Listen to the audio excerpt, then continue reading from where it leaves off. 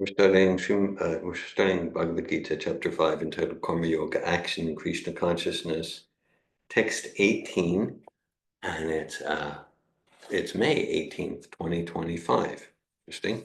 Interesting numerology here. Okay, so I'll just share straight up. When was Nrsimhadev's at Naveen Krishna Prabhu's place, and then you asked me about the next verse to learn. So this was the first verse I came up with. The next one was 7.8. It's about realizing God and the taste of water and like that. So I thought we'll study this verse. It's a classic.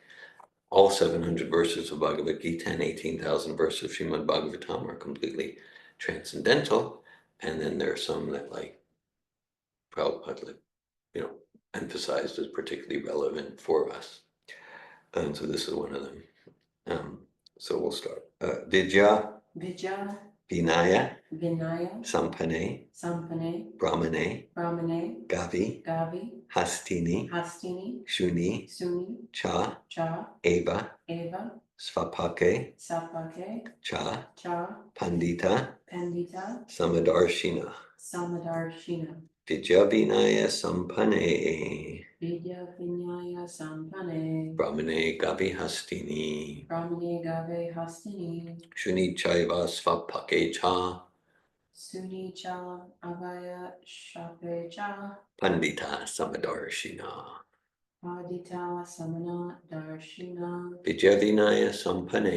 Vidya Vinaya Sampane Brahmane Gavi Hastini Shuni Chaiva Svapake Cha Pandita Samadarshina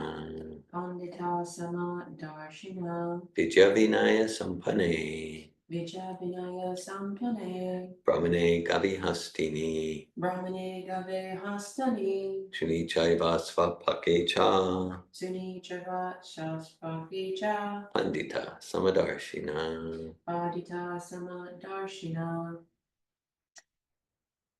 Vidya Vinaya Sampane Vidya Vinaya Sampane Brahmane Gavi Hastane Brahmane Gavi Hastini Duni Cha Eva Sapake Cha Shuni Chaiva Svapake Cha Pandita Samadarshina Pandita Samadarshina Vidya Education Vinaya Gentleness Sampane Fully equipped Brahmane In the Brahman Gavi In the cow Hastini In the elephant Shuni In the dog Cha And Eva Certainly Svapake In the dog eater, the outcast Cha Respectively Pandita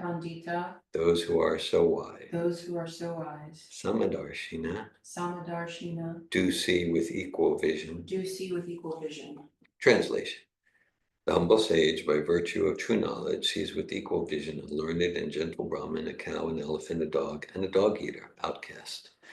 This is the famous equal vision verse, Samadarshina. Purport by His Divine Grace, A.C. Bhaktivedanta Swami Prabhupada. A Krishna conscious person does not make any distinction between species or castes. The Brahmin and the outcast may be different from the social point of view, or a dog, a cow, or an elephant may be different from the point of view of species, but these differences of body are meaningless from the viewpoint of a learned transcendentalist. This is due to their relationship to the Supreme, for the Supreme Lord, by his plenary portion as Paramatma, is present in everyone's heart. Such an understanding of the Supreme is real knowledge.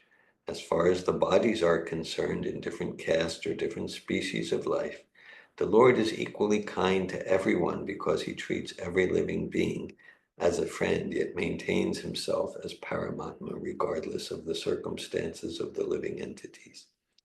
The Lord as Paramatma is present both in the outcast and in the Brahmin, although the body of a Brahmin and that of an outcast are not the same. The bodies are material productions of different modes of material nature, but the soul and the supersoul within the body are of the same spiritual quality. The similarity in the quality of the soul and the supersoul, however, does not make them equal in quantity, for the individual soul is present only in that particular body, whereas the Paramatma is present in each and every body. A Krishna conscious person has full knowledge of this, and therefore he is truly learned and has equal vision. The similar characteristics of the soul and supersoul are that they are both conscious, eternal, and blissful, but the difference is that the individual soul is conscious within the limited jurisdiction of the body, whereas the supersoul is conscious of all bodies. The supersoul is present in all bodies without distinction. Hare Krishna. Om Ganatmirandasya Gananjana Shalakaya Chakshur Unmilitam Yena Tasmai Shri Gurave Namaha. Shri Chaitanya Manobishtam Stapitam Yena Bhutale Svayam Upakadamayam Dadati Sva Padantikam Vandeham Shri Guru Shri Yuta Padakamalam Shri Gurun Vaishnavamscha Shri Rupam Sagrajatam Sakanaraganatam Vitam Tam Sajivam Sadvaitam Savadutam Parijana Sahitan Krishna Chaitanya Devam Shri Radha Krishna Padan Sagana Lalita Shri Vishakan Vitamscha. Hey Krishna Karuna Sindhu Dina Bandhu Jagat Pate Gopisha Gopika Kanta Radha Kanta Namostute Tapta Kanchana Gaurange Radhe Vrindavaneshwari Vishabhanu Sute Devi Pranamami Haripriye Vanchakalpatayobhyascha Kripa Sindhubhyeva cha Patitanan Pavanebhyo Vaishnavebhyo Namo Namaha. Jai Shri Krishna Chaitanya Prabhu Nityananda Shri Advaita Gadadara Shri Vasari Gaura Bhaktavinda. Hare Krishna, Krishna Krishna, Hare Hare, Hare Rama, Rama Rama, Hare Hare. Bhagavad Gita, chapter 5, text 18. Vijavinaya Sampane, Brahmane Gavihastini, Shunichaiva Svapakecha, Pandita Samadarshina. The humble sage, by virtue of true knowledge, sees with equal vision a learned and gentle Brahmin, a cow, an elephant, a dog, and a dog-eater, outcast. Hare Krishna. Hare Krishna, Mother Anasuya. I'm here with Bhakti and Rosa. And so this is one of the verses that Srila Prabhupada quotes the most. And this is the equal vision. I see everyone equally. So this idea of equality, it's often based on sentiment. Okay, like everyone's equal. So materially,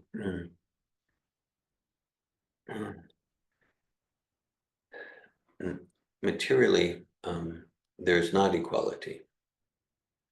So materially, there's not equality. No, everyone has equal mathematical ability. No, they don't. Everyone's equally talented at music.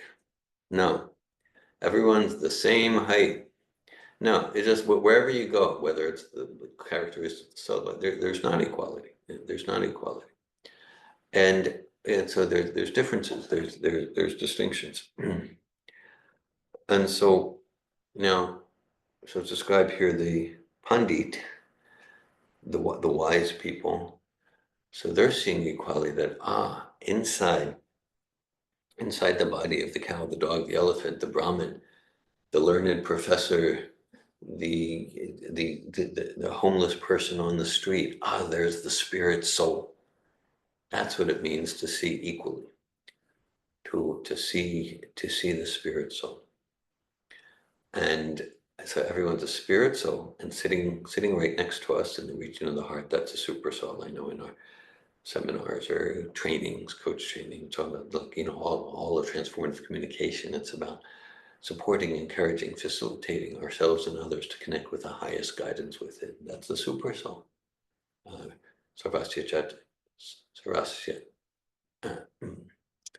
Sarvasya Chaham Vidisa Nivisto. Krishna says, I'm situated in the heart of all living entities in the form of the super soul, not just I'm situated in the heart of the very rich or the very poor, or just just the gentle deer. No, the tiger, the elephant, the blade of grass. There's the soul and the super soul, and each soul is distinctive personality. Each soul is equal spiritually, and so it says a Krishna conscious person has full knowledge of this, and therefore he is truly learned and has equal vision. The bodies are material productions of different modes, material nature, but the soul and the super soul within the body are of the same spiritual quality. So this is what it means to really see equally. Otherwise, to the extent that we're seeing or misunderstanding ourselves and others as the dead body, it's always going to be a game of friends and enemies. You please my senses, you're my friend. You don't please my senses, external senses and subtle senses, my sense of being popular and getting adoration and distinction and compliments, and my ego, my material ego. You don't, then you're my enemy. Then you're my enemy. So this is the platform. So it's described, actually the very final verse of the 5th chapter, another quintessential verse of Bhagavad Gita. Prabhupada quotes a lot. So another one to learn when you're in the mood to learn verses. Bhoktaram yakitapsam sarvalokam heshram suridam sarvabhutanam gatvam shanti vichati. So Krishna says, well, one thing he says there is he's the best friend of all living entities. He's the best friend. And so we, and a few weeks ago in the class, we were talking about charity. It was related to the conversation between Vidura and Maitreya, and Vidura is telling to Maitreya, what you're giving is the greatest benediction. That's the greatest charity. You're giving this knowledge. And so, and we gave the example of like, if there's a child lost wandering in the city, we might give the child, here's a crust of bread, and that's nice. And we might give the child, oh, it's really hot or it's really cold. You can come into my shop for half an hour, have some shelter from the elements. Nice. You don't have shoes. Here's a pair of shoes. Nice. Okay. But like real charity, like we really want to help the child. Okay, we know this child has a wealthy father, okay, with like multi-millions, multi-billions. So it's just like, okay, I'm going to return you to your father.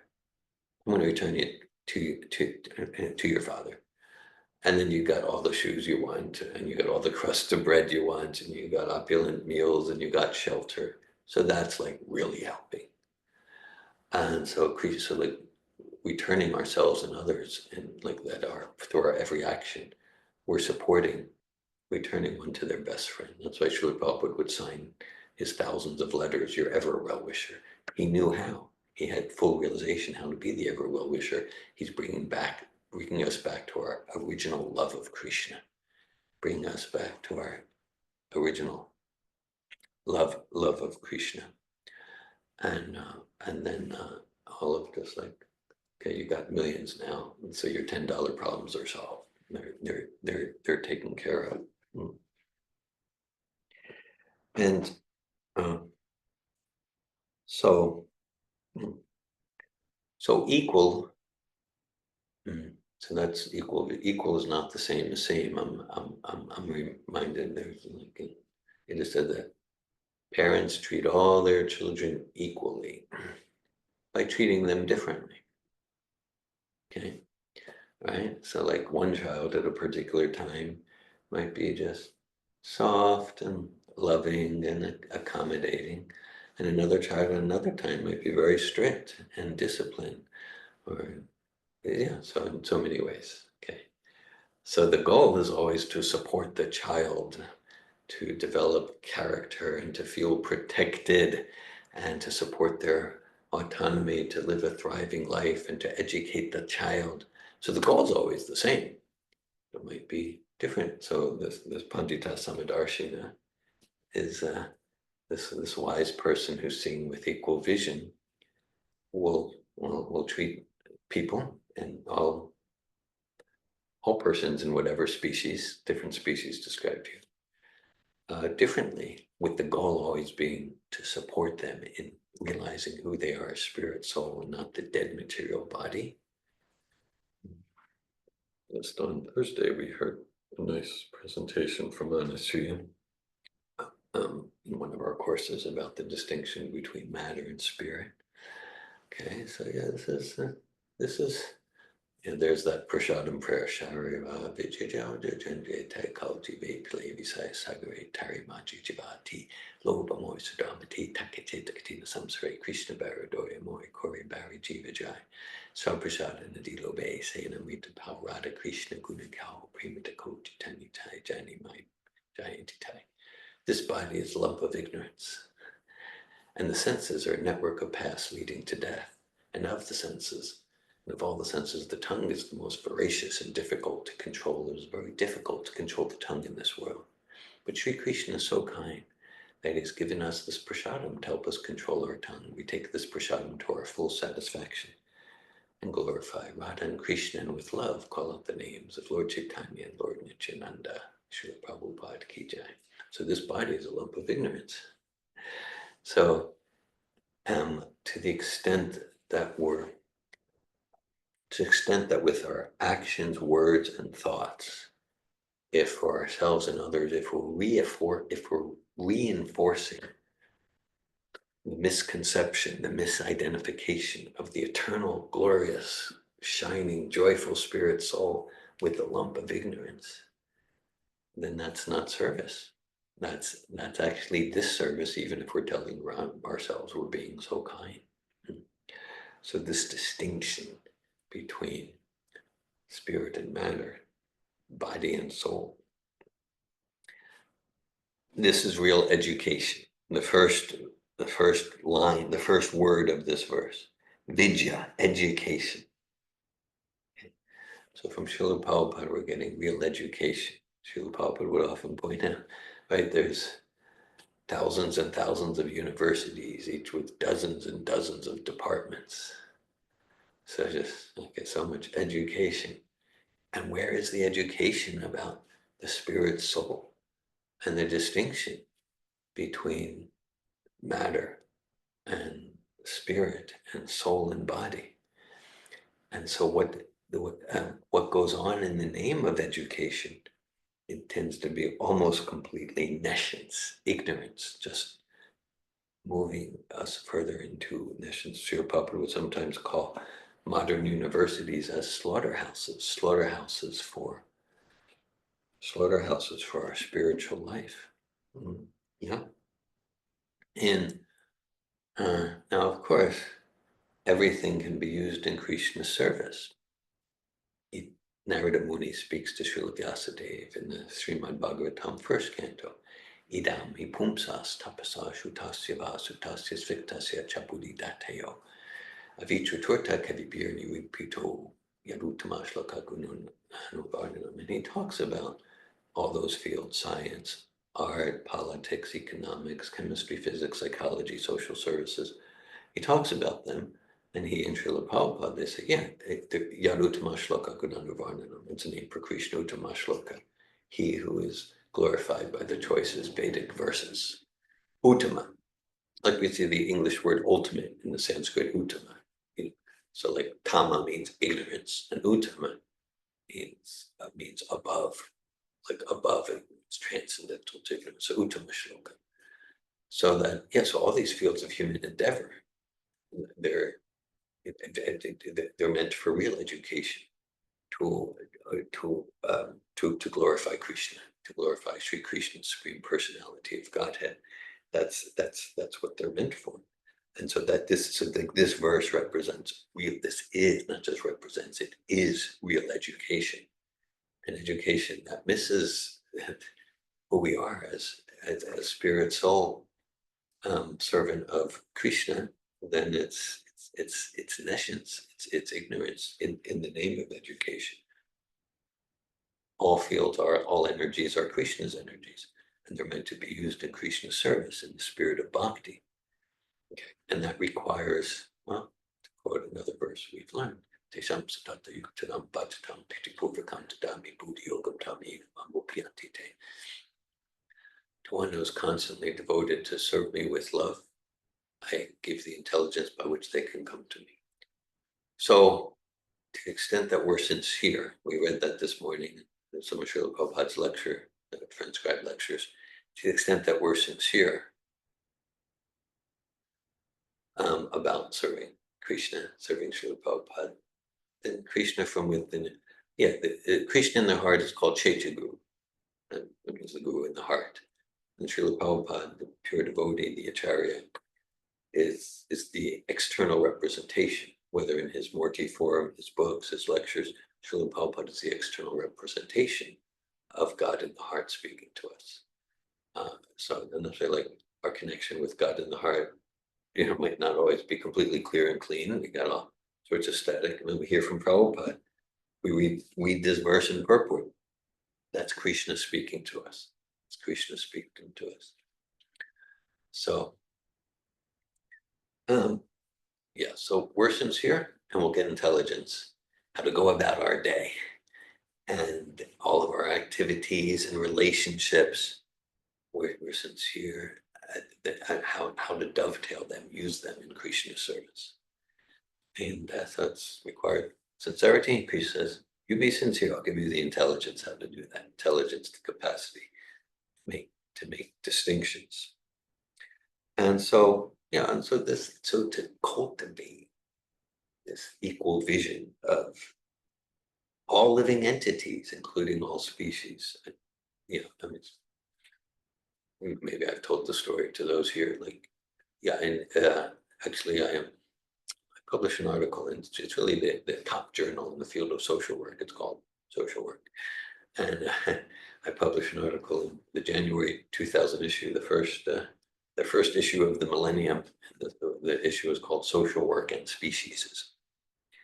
And I had to, because I was getting like graduate degrees in social work back there in the 90s, master's and PhD. And so I noticed something, because that's probably like the profession amongst all professions, that they're opposed to the isms. Yeah, they're opposed to the sexism and the racism and the nationalism. That's the profession where you get that the most. Okay.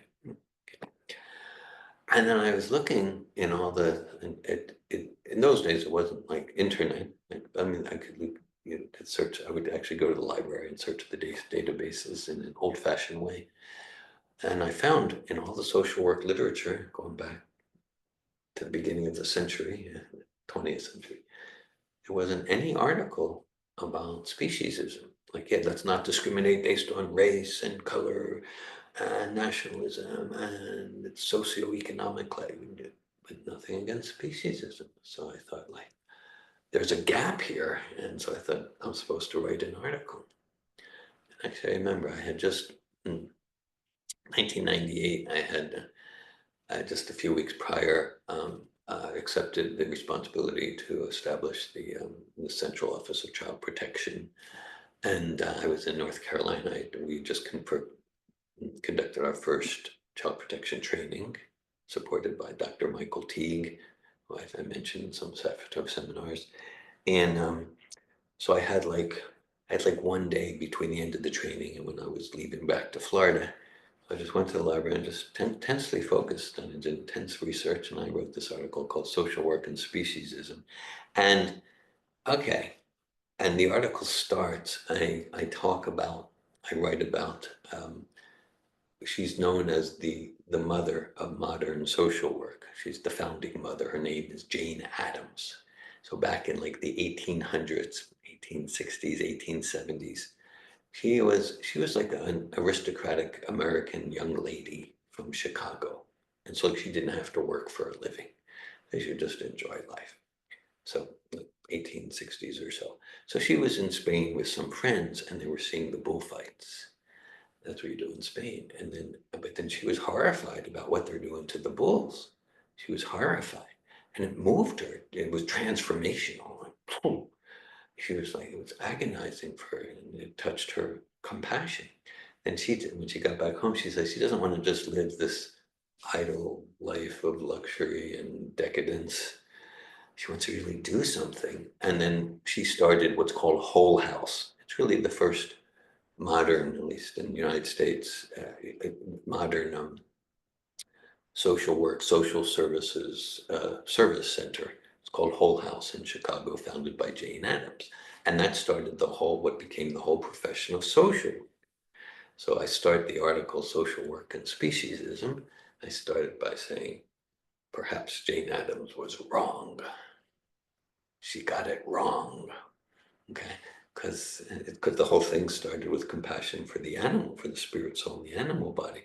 So maybe she's just like mistaken and sentimental, or maybe she's onto something there. So I thought so, because that's how the whole profession started. But then in the whole literature, that in this profession that's all against the isms, there's not one thing about speciesism. So then I went on from there, and I reference, of course, the eternal wisdom of Bhagavad Gita. And yeah, yeah. So to become a pandit, and that's defined here in the word for those who are so wise, to become a pandit with that equal vision. So then it's nice to get it intellectually and to actually develop realization, to see everyone as spirit, soul, regardless of the color of the body, the gender of the body, the species of the body, whether this body is acting in a way that's gratifying for my ego or that's an insult to my ego. Okay, that requires a process. That requires a process, and that process is called bhakti, and that's the process of bhakti. And then more and at first it might be intellectual, just like uh, whether you've got a white truck out there, yeah? It's a white truck, okay. So let's say I'm walking along in Alachua or Gainesville, and then down the block, I might see that white truck that I've seen so many times. I might go, there's Rosa. Okay. So now I'm not actually seeing Rosa in the truck, but I know, okay, that's the covering. I know, there's a person there, and that's Rosa. So like we see any vehicle. Of course, I know that's changing now. They have like vehicles that you don't need a driver, and okay, but the principle's the same. Because you still have, even if you have someone at a distant place, you still have a controller there. You have a living entity that's controlled. The dead car on its own won't go anywhere. So whether it's like because of modern technology, not someone behind the steering wheel, but someone controlling it from a distance, it's the same principle. You have a conscious entity. So inside that moving vehicle, the vehicle's made of dead matter, but the living person's there. Similarly, okay, we might. It's it's a natural, helpful part of the process. That okay, maybe I'm not seeing the spirit soul inside the squirrel body or the human body, but I know I can understand with intelligence that the spirit soul is there. Otherwise, the body wouldn't be moving, just like the vehicle wouldn't be moving if the person wasn't there. And then as we develop more and more realization, we're seeing jnana chakshus, we're seeing shastra chakshus, we're seeing with the eyes of knowledge. And we can understand that with the material example, just like a little child will see the sun as a yellow circle in the sky, 3 inches in diameter. Okay, but we know that's ignorance. It's ignorance. So we're seeing with the eyes of knowledge. No, it's a huge stellar body, 1.4 million times the volume of the Earth, like that. We're seeing with knowledge. We want to cultivate this knowledge, and then we get more and more realization. And of course, the foundational practice of this path of bhakti is described in the Srimad Bhagavatam, Srinvatam Sakata Krishna Punya Shravana Kirtanam Vidantastoya Bhadra Vidunoti Saritsatam. Sri Krishna, the personality of Godhead, who is the Paramatma, Supersoul in the heart of all living entities, and the benefactor of the truthful devotee, personally cleanses the desire for material enjoyment from the heart of of the honest, truthful devotee. Um, and cleanses desire from the heart of the spirit soul who's developed an attraction to hear and chant the names of God. And such names, such hearing and chanting is in itself virtuous when properly done in a healthy consciousness. Just like, yeah, I was writing to someone recently on a, I don't know if you might remember a letter I wrote. This was 2 or 3 weeks ago, but someone is maybe skeptical, maybe even cynical, but becoming more and more interested and curious about this philosophy. Then he wrote to me. It was a group email, and he wrote to me and he said like, yeah, I have so many problems with this philosophy, and like I'm resisting and objecting, but I want more and more. I don't know what's happening. So I wrote. I said, yeah, caution is advised. This stuff is addictive. There should be like a warning, a warning signal. Yes, there should be a caution on the package. It's addictive, and yeah, it's definitely, I'll take the liberty to share. Yeah, that's happening to you, Bhakti Rosa. You shared that, like, you don't know what's happening, but you just want to like respond, Hare Krishna, and sometimes you feel you need to restrain yourself. So yeah, so it's not ordinary sound vibration. It's not like some pop song on the radio, or it's not just it's gossip or just stuff you read in the newspaper. No, this is transcendental vibration. It just said a Krishna Prema Sachi Kabunoi, Shravanadi Shuddha Chitte Karya Udai. And it awakens the natural love of Krishna that's in the heart, this hearing and chanting. There's so many processes of devotional service and the hearing and chanting Hare Krishna, Krishna Krishna, Hare Hare, Hare Rama, Rama Rama, Hare Hare. These are the foundational processes to awaken our self-realization, our love for God, our love for Krishna, and who bring us more and more to that spiritual equal vision consciousness. The verse, chapter 5, text 18 of Bhagavad Gita, Vijya Vinaya Sampane Brahmane Gavi Hastini Shunicheva Svapakecha Pandita Samadarshina. The humble sage, by virtue of true knowledge, sees with equal vision a learned and gentle Brahmin, a cow, an elephant, a dog, and a dog-eater, outcast. Thank you, Anasuya and Rosa Prabhus, for giving your attention and oral reception to Bhagavad Gita. Hare Krishna. Hare Krishna.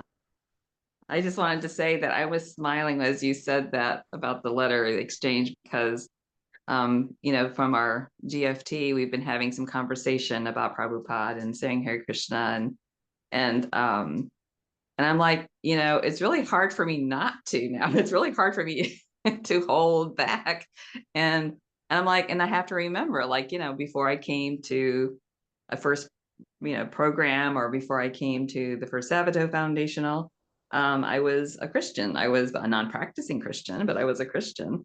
And yet I just couldn't stay away either. I just couldn't resist. And I just feel so fulfilled. And I'm so glad that I didn't say no. Like every part of my being was like, oh, people are going to see you're with the Hare Krishnas. Oh, people are going to see you walk into that house. Oh, people are going to think, something about me that's not favorable. And yet I came. I still couldn't resist. Yeah. I just kept coming. And now it's really hard not to. It's really hard not to say Hare Krishna. So Hare Krishna. Thank you for Hare Krishna. Yeah. Yeah. Thanks for that. Thanks for personal sharing. And well, we had some exchange about this on Thursday, and others gave, well-considered comments about what we need to consider discretion. And I shared like, consider their comments at the same time. It's like there's such a childlike naturalness that it works for you because it's so authentic. So and people get that. Yeah, and Bhakti Rose was sharing with me this morning, like she's finding like there's this kind of the natural thing, and sometimes you might use your discretion not to. I mean, I know the next in-person seminar I'm scheduled to conduct is in Austin, Texas, July 11 to 13. And so it'll be the third one in Austin. And compared to like anywhere else in the South world, those who come to the courses in Austin, inspired by Tim Francis, they don't have a background in this lifetime of Krishna consciousness or chanting Hare Krishna or even vegetarian or like that, compared to like, let's say, a typical group who comes to a course in Gainesville or Switzerland or like that. But I know like in in the most recent Austin course, it was January, February of this year. And I didn't restrict, like I was just like, I would close sharing with Hare Krishna, Hare Krishna. And I shared with the group, I said, yeah, this is just like Hare Krishna. It's a sound vibration I use to mean anything I want it to. I use it for hello, I use it for goodbye, I use it for thank you. And they just all kind of like in the spirit you're sharing. They're so, oh, okay. Yeah, kind of like no one there knew enough to have any resistance. And then by the end of the course, they were all just like, so like, how do we get this Bhagavad Gita? And in fact, the course ended like about 9 p.m. on day 3. And then Tim and his girlfriend, Leslie, and there was like 20 participants, and like 17 of them stayed for an extra 2 hours. And we just had this, we were still in the ark, and we did this questions, and there was just like such enthusiasm. And I'm glad I didn't reach, because with this group, this isn't like the Bhakti group, or they're not into the Vedas. But I was just like, Hare Krishna. I'm like, oh, okay, yeah, that's what we say here. Okay. And then they got addicted. Hare Krishna. Thank you, Anasuya. Yeah, I was just thinking aloha, right? Right.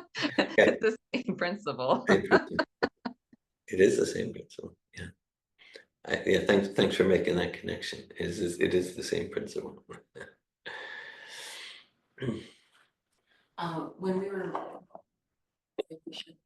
When we were reading the purport, and it says that the soul has the same quality as the super soul, I felt resistance, and almost your entire talk, I was thinking about that. It's the same quality. Yeah. And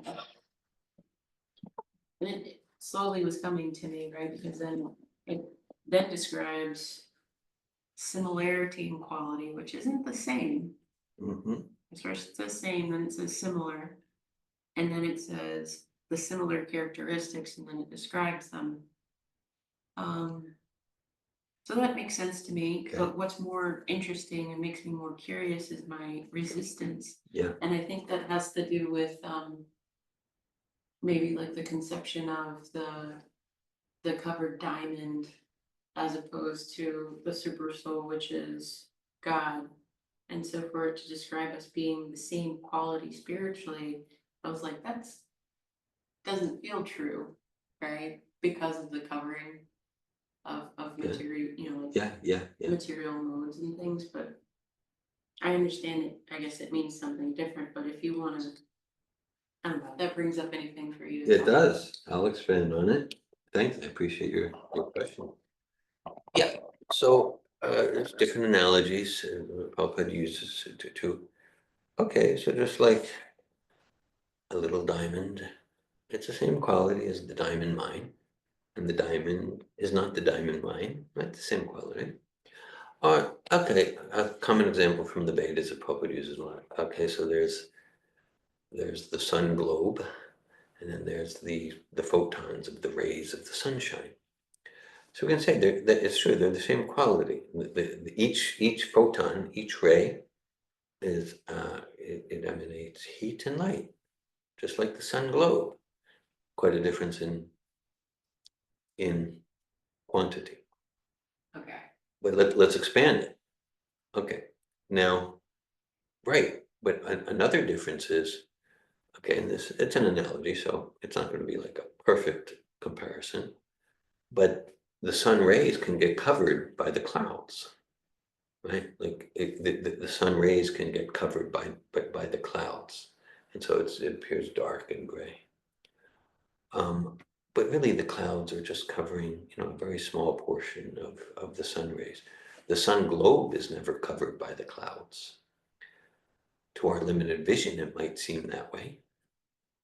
We might seem the sun is covered, or analogous. There's no God.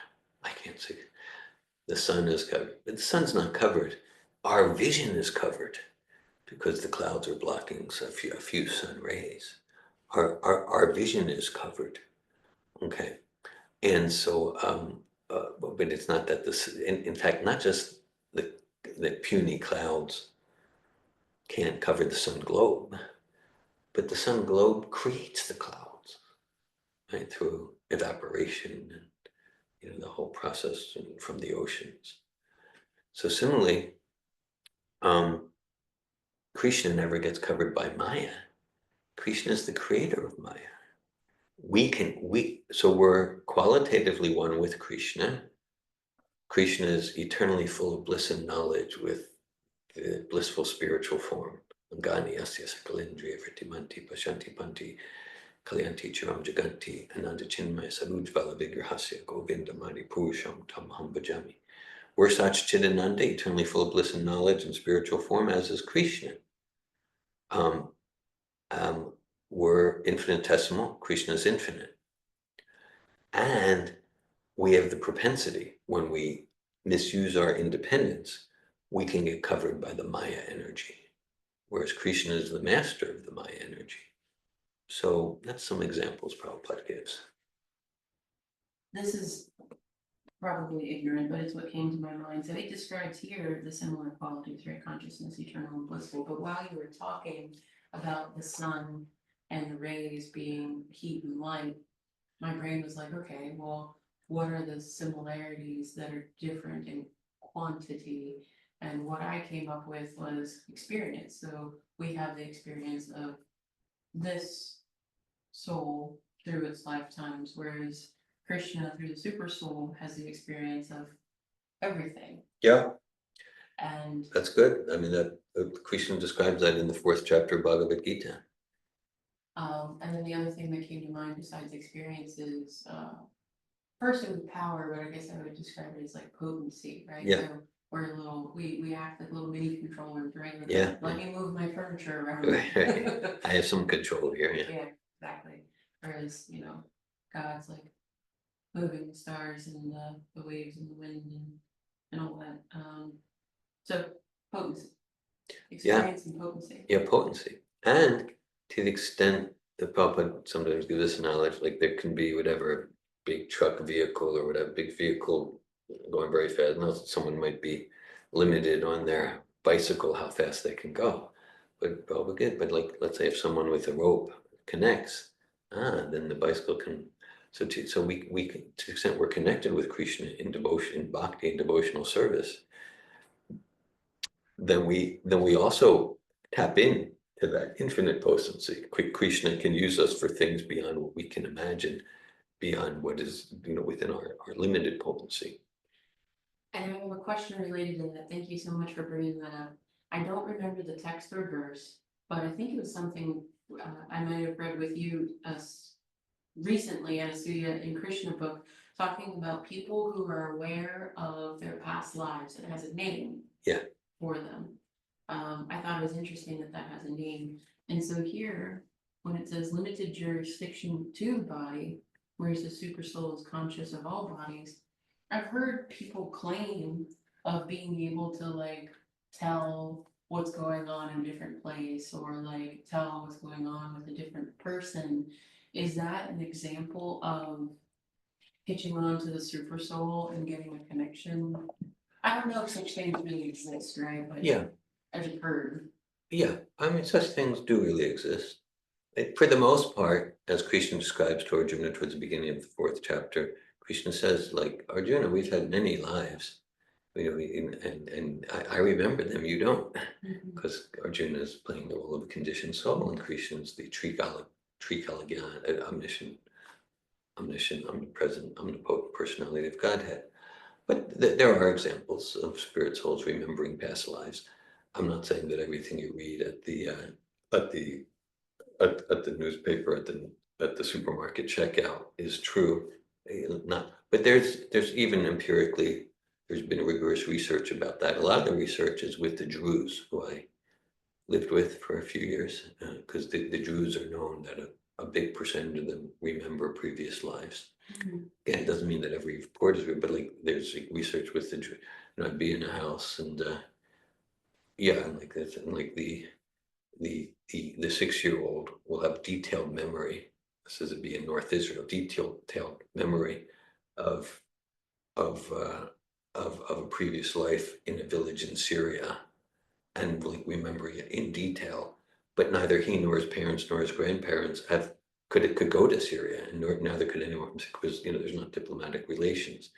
And a lot of things have been empirically checked out, and just like, yeah, there's no explanation other than there's something completely non-material going on. So it's relatively rare, but that's there. And then, yeah, so all Krishna says, Sarvasya Chamriti Sabini Vishnu, Matasmitirganama Ponamcha. He says, from me come remembrance, knowledge, and forgetfulness. So our forgetfulness, our knowledge, whether it's clairvoyant knowledge or just, it all comes from the super soul. Yeah, it is connected with, and some of it's kind of, a lot of it what we might call ordinary, but even the ordinary is extraordinary. It just like Prabhupada gives the example of, like, say, a little puppy is born. Now it didn't go to school, but it immediately knows where to go for food. Goes to its mother's breast. And I mean that it's an intuition, it's material instinct. It comes from super soul. So yeah, so all the knowledge, remembrance, forgetfulness, including that knowledge that we would call extrasensory perception, it's all super soul. And then so like, yeah, that's there, and we don't want to get awed and distracted. Like, okay, someone has special powers in that way, and we all have special powers. It's being common now; everyone has their superpower. But so like, to the extent we're connected with super soul, then we're going to be guided from transcognitive transcognitive intelligence, and the way to be connected more and more is to be pure in our habits and rigorous in our sadhana. Hare Krishna. Thank you, Bhakti and Rosa. Hare Krishna, thank you both for your association. Jai Srila Prabhupada Ki Jai. Jai.